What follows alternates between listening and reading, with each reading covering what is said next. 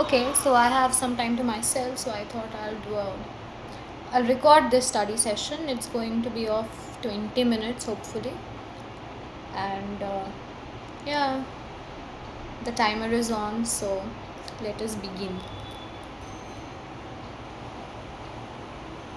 Start the stopwatch as well. Okay, so we have okay. What I'm doing? I'm doing the fourth session, the fourth part of session 9 on taxation, especially GST, and let's see what it is about. ठीक है session 9 part D या items excluded from GST ठीक है okay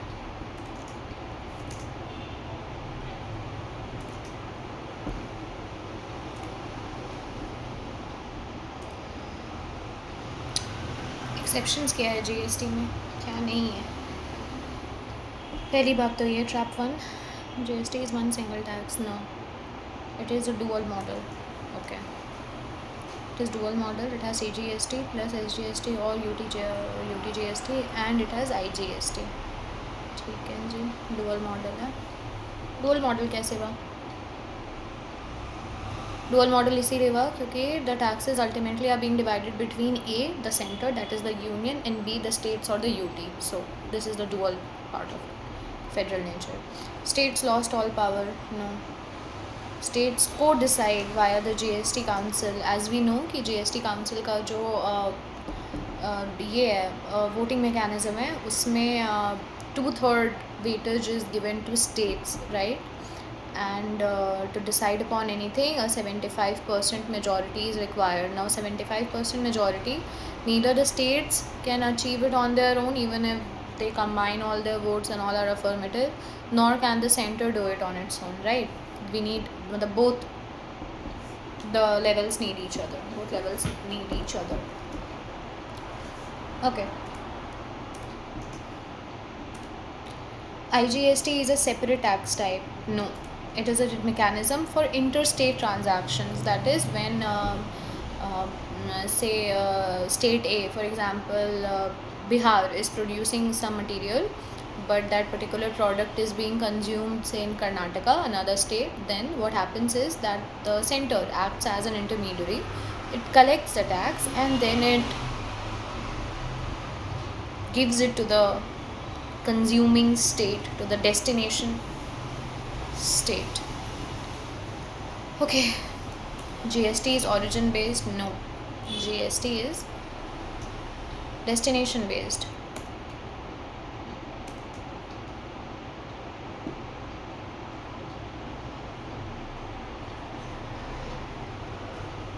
GST is destination based. अरे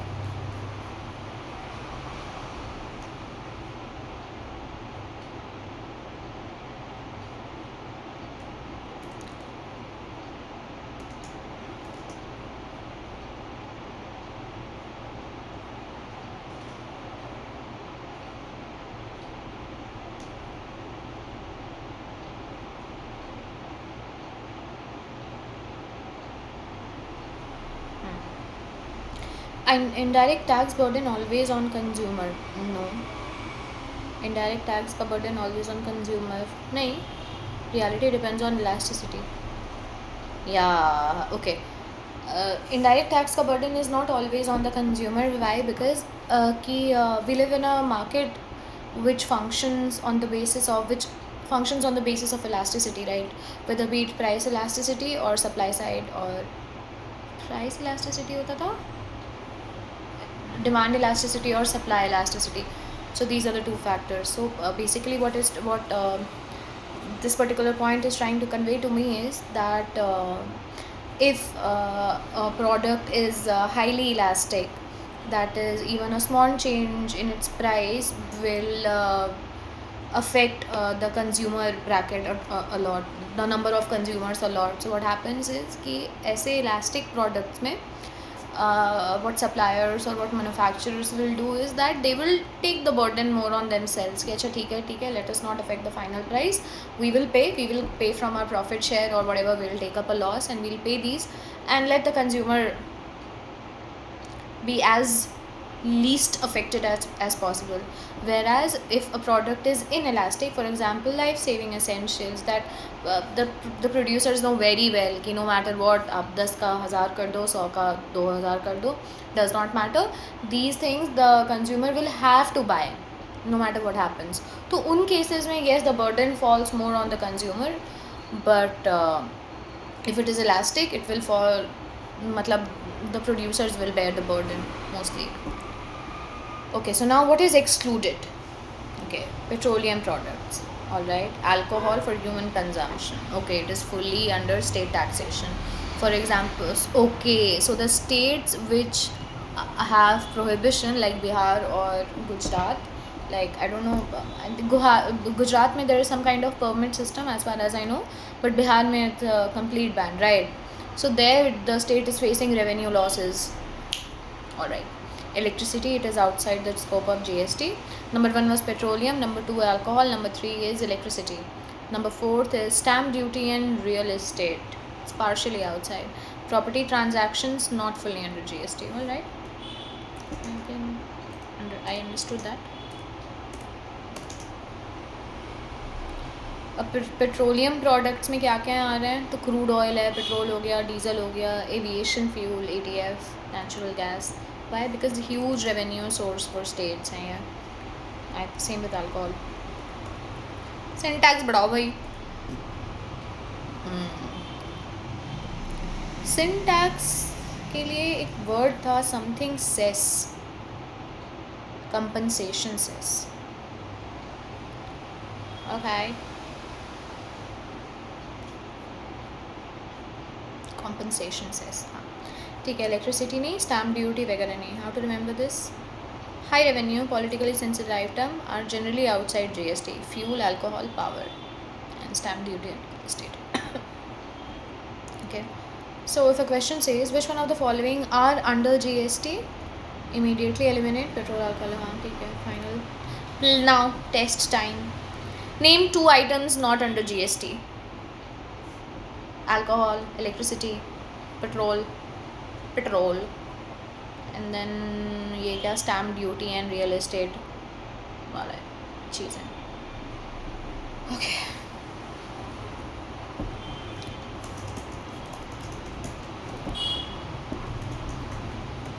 water का फिर क्या मसला है? वाटर भी तो यूटिलिटी है, वो कहाँ आ रहा है?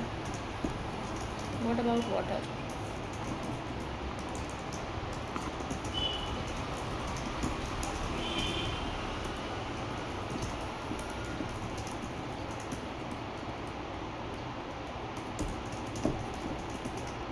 I'm asking this doubt as utility.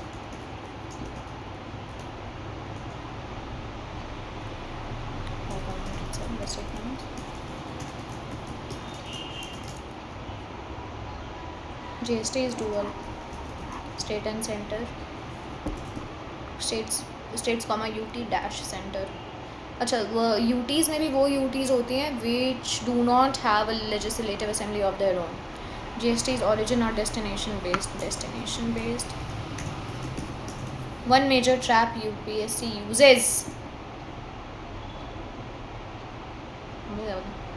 बहुत यूज़ करती हैं भाई.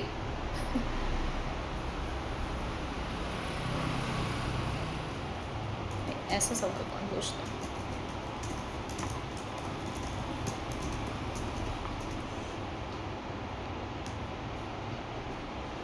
नहीं, ट्रैप तो यही होगा.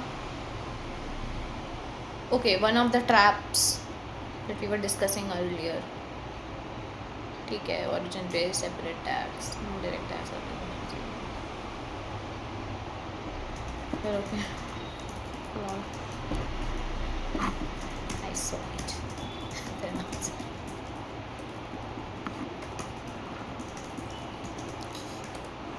He ज़रूरी.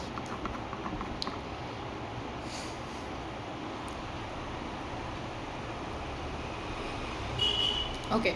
Water supply by government is not taxed. It is outside GST exemption. Why? Because water is a basic necessity. Government utility is public service. So either outside GST or exemption.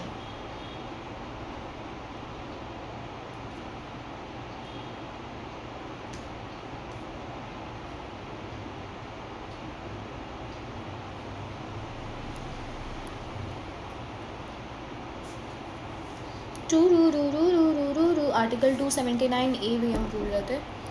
GST Council 101st Amendment 2016. This part I remembered. All right.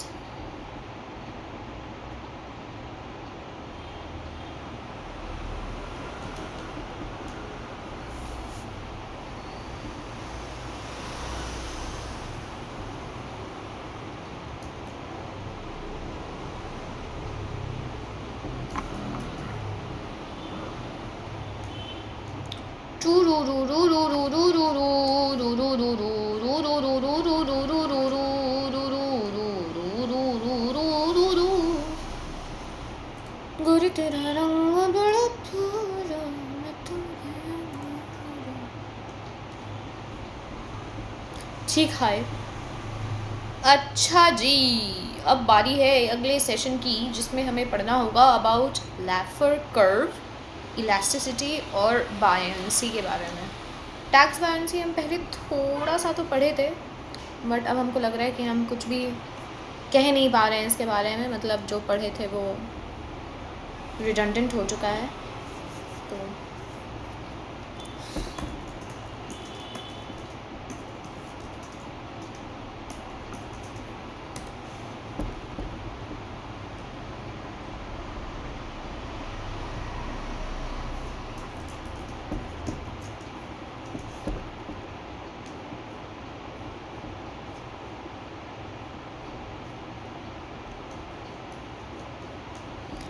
I had to handwrite my notes also. ये लो, मेरे को कुछ missing है क्या?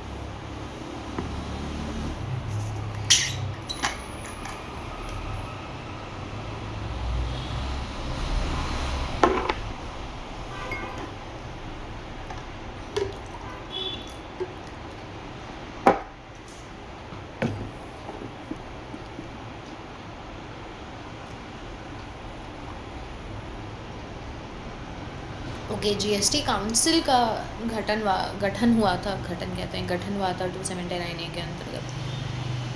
ठीक है. क्या काम करती है जीएसटी काउंसिल? तो रेट्स, स्लैब्स, एग्जेम्पशंस, चौथा हम भूल गए, लॉज. ओके. और special provisions for specific states. Okay, we can live with this, right?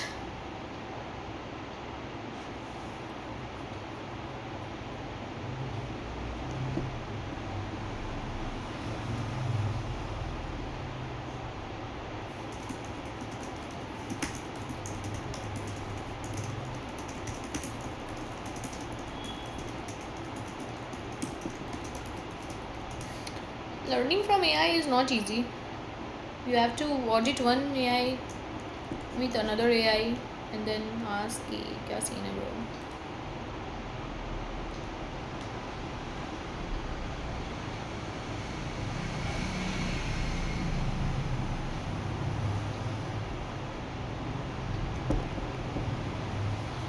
तब तक हम थोड़ा पढ़ लेते हैं कि क्या पढ़े थे हम बायंसी के अंतर्गत. एलाबोरेटेड, इन सब तो ठीक है, ये भी ठीक है. कहाँ चला गया? BYOENCY BO buoyancy buoyancy buoyancy buoyancy buoyancy buoyancy buoyancy गुम हो गया बायंसी. ठीक है, चलो कोई नहीं, टाइम क्या वेस्ट करना. जब पढ़ेंगे तब पढ़ेंगे ही.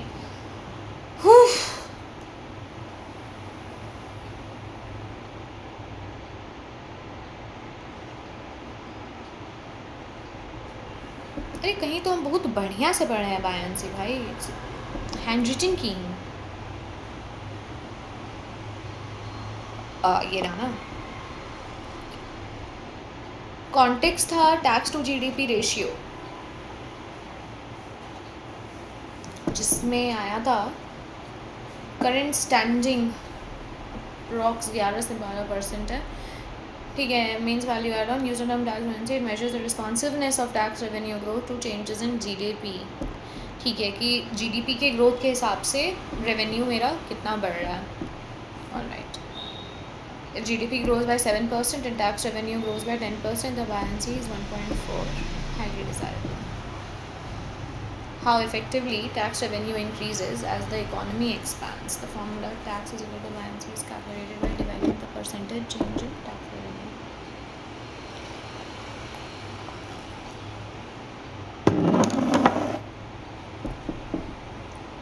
ठीक है,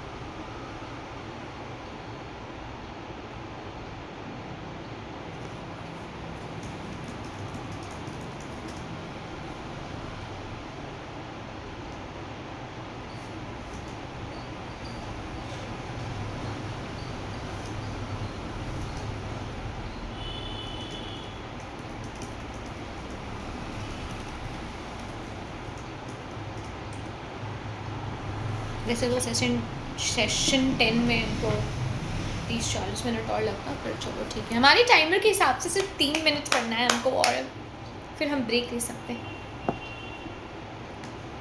आसान नहीं है ADHD के साथ ये सब नौटंकी करना, बहुत मेहनत लगता है. कोई जज नहीं करेगा, ऐसे कर भी दो हमको क्या. पर अगर जज करोगे तो सोचना कि how harsh you are being on a stranger who is just trying to, I don't know, do something. Yeah, understand economics. Okay. Traffic curve क्या होता है? Understand why tax rates don't linearly increase revenue. हाँ, बात तो सही है. कोई idea क्या है हमारा भाई? Oh shits, ग्राफ्स भी हैं, बहुत सारे ग्राफ्स हैं.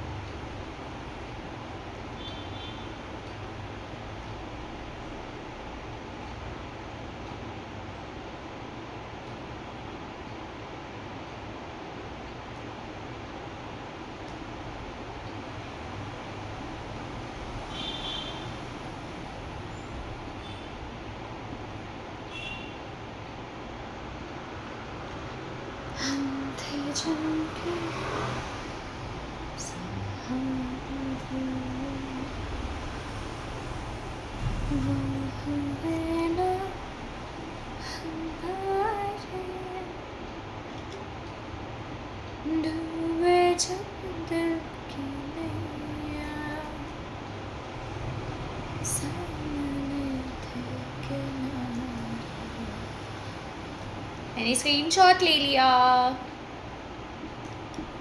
ले लिए स्क्रीनशॉट, हम ले लिए हैं. Everything is under control now. क्या कहते हो गाइस, टाइमर बढ़ा लूँ क्या? 5 मिनट और बढ़ा लूँ? ठीक है, चलो बढ़ा लेते हैं. टाइमर तो ख़त्म हो गया. एक छोटा सा 10 मिनट का लगाते हैं, and we'll do as much as we can, then I definitely take a break, क्योंकि उसके बाद फिर पता चला हम कुछ नहीं पढ़े. Let us begin. Okay, core idea क्या है? थिंक एक्सट्रीम केसेस क्या होता है. तो बेसिकली टैक्स बायंसी क्या था हमारा? तो it is a way of figuring out कि हाउ मच जीडीपी ग्रोथ के साथ टैक्स रेवेन्यू का ग्रोथ हो रहा है. ठीक है, हो भी रहा है कि नहीं हो रहा है. तो अब वेरियस केस सिनेरियो लेते हैं हम लोग और तब समझने की कोशिश करते हैं. तो पहला सिनेरियो है when tax rate is equal to 0%. तो यहाँ पे no tax is getting collected, तो tax revenue is also zero. ठीक है.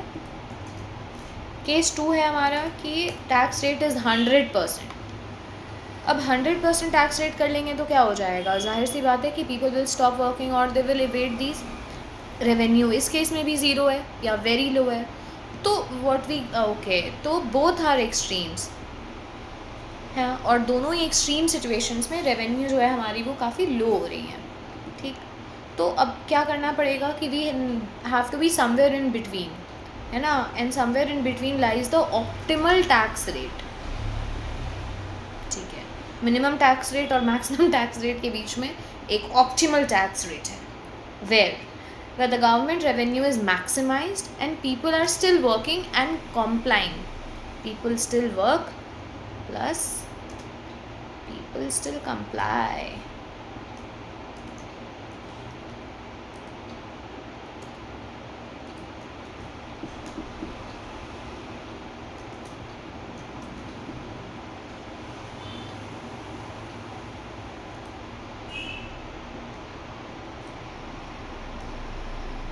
ठीक है. ठीक है.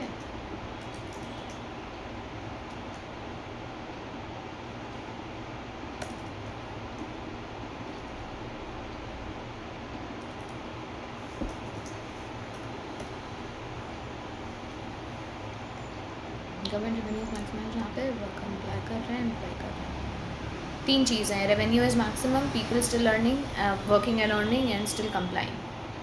This is the whole thing. Y is equal to a minus ax square plus bx. Y x axis क्या दिखा रहा है? Okay, this is the graph. I would like to show you the graph, but it will disrupt everything. So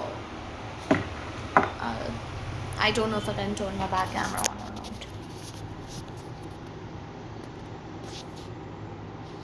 पता नहीं guys. ऐसा प्रावधान तो हमको दिख नहीं रहा है. तो देखो, this is the graph, right? All right. सिर्फ हम क्यों समझे क्या हो रहा है. Okay. X axis is the tax rate and Y axis is the tax revenue. X axis क्या है? टैक्स का रेट है. और वाई एक्सिस क्या है? अरे यार, फिर से हमको ग्राफ समझना पड़ेगा. एक चीज़ समझते नहीं है कि दूसरा चीज़ से कंफ्यूज कर जाते हैं. शिट. ठीक है. ये तो कुछ तो कहते थे इसको, पैराबोलिक. एक्स एक्सिस पे टैक्स का रेट है और वाई एक्सिस बता रहा है रेवेन्यू कितना है. ठीक है. और ये वाई का फॉर्मूला बता दिया, minus X square plus B X. ठीक है.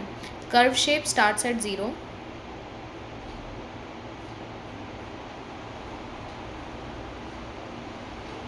rises, starts at 0. ठीक है. 0 0 peaks and then falls. कुछ समझ भी नहीं आया हमको दोस्त.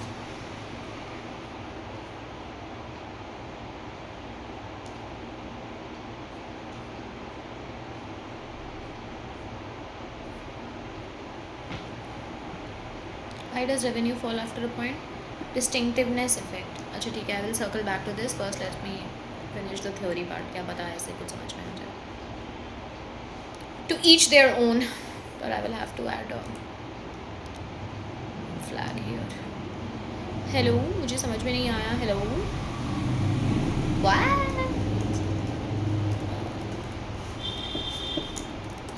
ठीक है. Why does revenue fall after a point? Number one, disincentive effect. ठीक है. High tax, less incentive to work, less investment. True that. Number two, tax evasion. People, hide income, shift profit, go informal. Very true, very true. अरे sir, invoice नहीं बनाएंगे, ऐसा कच्चा bill pay बना करके दे देते हैं, जीएसटी बच जाएगा.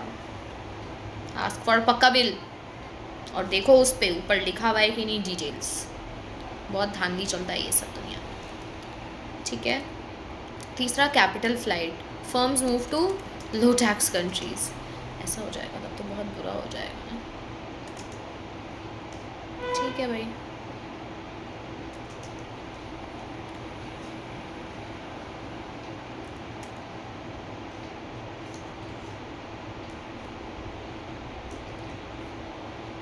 ठीक है, वाई डज रेवेन्यू फॉल कर लिया. फाइनल क्या है कि beyond an optimal level higher tax rates reduce total revenue due to disincentives and tax evasion. Disincentive tax evasion and capital flight. Real India example क्या है. कॉर्पोरेट टैक्स कर 2019 में हम लोग किया था, रिड्यूस किया गया था 30% से 22% पे. लॉजिक क्या था इसके पीछे कि lower tax will mean more investment. सही बात है. Higher compliance. सही बात है. Eventually higher revenue. ए और बी होगा तो सी भी इवेंचुअली हो ही जाएगा with time. Now this is called India's Laffer curve experiment. Higher tax always increases revenue. It's a trap. No. Lower tax always reduces revenue. No. Reality, it depends on the position on the curve. क्या होना चाहिए? Why is revenue low at? Okay, test wise revenue low at 100% tax because people will stop work or evade. What is optimal tax rate? Ki somewhere between the minimum and the maximum rate there is a position where three things are happening. Number one, government is earning maximum revenue. Number two, people are still willing to work and earn. And number three, people are still willing to comply. People or entities, firms, whatever, are complying. One India example of Laffer curve, the 2019 corporate tax rate cut from 30% to 22%. Okay, I answered correctly. Now let us ask it to कि graph तो समझ में नहीं आया दोस्त.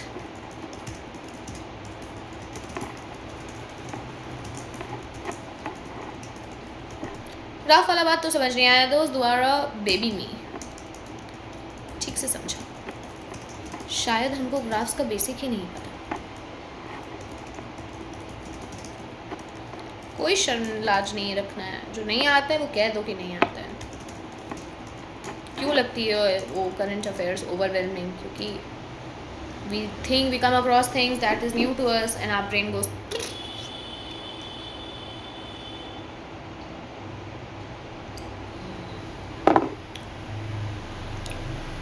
Graph क्या होता है? बस एक पिक्चर है, रीजन दो एक्स एक्सिस और वाई एक्सिस है. इसका तो हमको पता है जो चेंज हो रहा है उसका रिजल्ट क्या होगा. ओके, एक्स बताता है कि चेंज क्या हो रहा है और वाई बताएगा कि रिजल्ट क्या है. लाफर में क्या होता है? एक्स है टैक्स रेट और वाई है रेवेन्यू. ठीक है, टैक्स रेट चेंज करने पे रेवेन्यू क्या चेंज होएगा. ठीक है,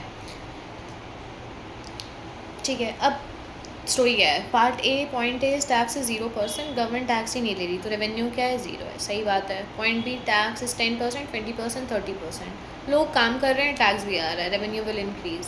ओके ओके एक्स.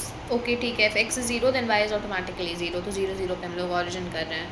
अब जैसे जैसे बढ़ा रहे हैं तो वो भी बढ़ेगा, टैक्स रेवेन्यू भी बढ़ेगा. पर एक पीक पॉइंट आ जाएगा से अगर हम लोग 100 पे चले गए, 100% पे, तो क्या हो जाएगा? Graph is going to hit again. It will again come to 0.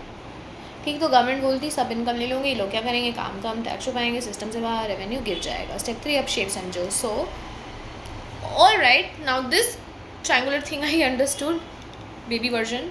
So start 0 revenue, middle highest revenue, and में अगेन स्लोअर रेवेन्यू. हाँ, ये तो समझ में आ गया. मतलब शेप ऐसा है. This is the Laffer curve.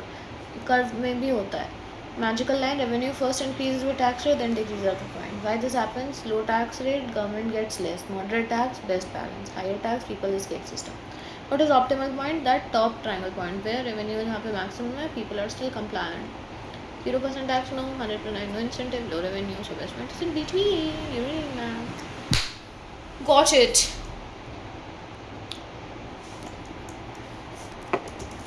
People evade, don't pay, don't work.